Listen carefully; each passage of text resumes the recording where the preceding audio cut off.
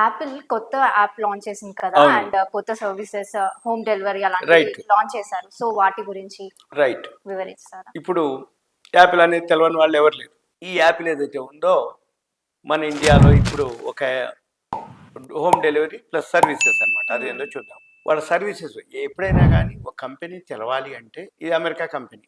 First Apple నెంబర్లు వస్తాయి. i14, i15, i16 ఇట్లా తోటి రిలీజ్ అవుతాయి.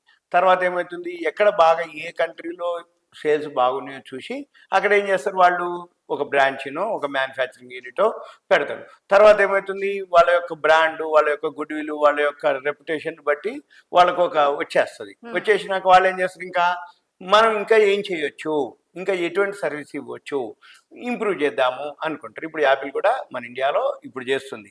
అయితే వాళ్ళ సర్వీసెస్ ఏవైతే ఉన్నాయో ఇప్పటికీ వాళ్ళు ఏంటంటే రిటైల్ స్టోర్స్ని ఆల్రెడీ పెంచుకోవడం జరిగింది.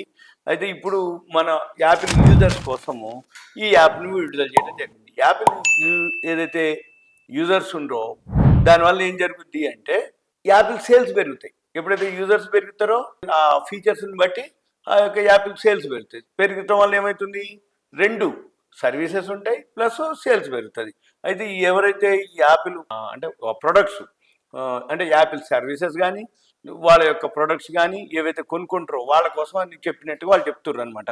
అయితే యాపిల్ స్టోర్స్లో ఇప్పటికీ ఆ యాప్ ఆల్రెడీ ఉందని, అందుబాటులో ఉందని వాళ్ళు శుక్రవారం రోజు ఈ రోజే ప్రకటించడం జరిగింది, 17వ తారీఖు.